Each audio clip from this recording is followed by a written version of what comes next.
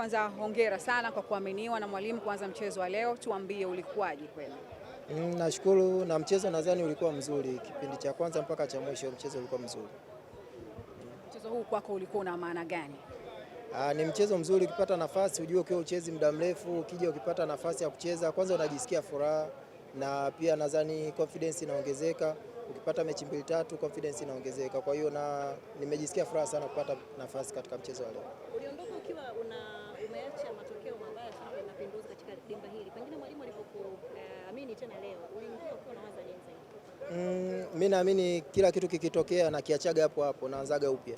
Kwa hiyo nilivyoingia nilikuwa tu nafikiria mchezo wa leo na sio vinginevyo. Na Mafunzo ni mpinzani wa namna gani kwa nini mlivyomtazama? Ni timu nzuri, ni timu ambayo inacheza vizuri, na sabu zao kuanzia kikosi cha kwanza mpaka sabu zilizoingia ilikuwa ni timu nzuri.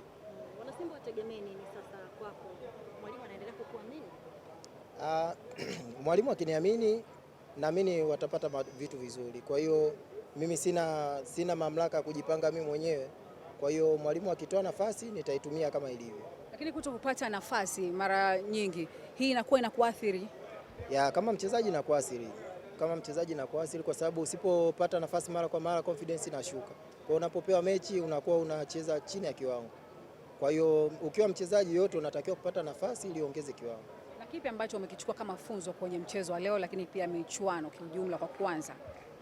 Funzo nadhani katika mchezo wa leo nadhani kupata clean sheet ni kitu cha muendelezo, ni kitu kizuri, na tutarajie vitu vingi katika michezo ijayo.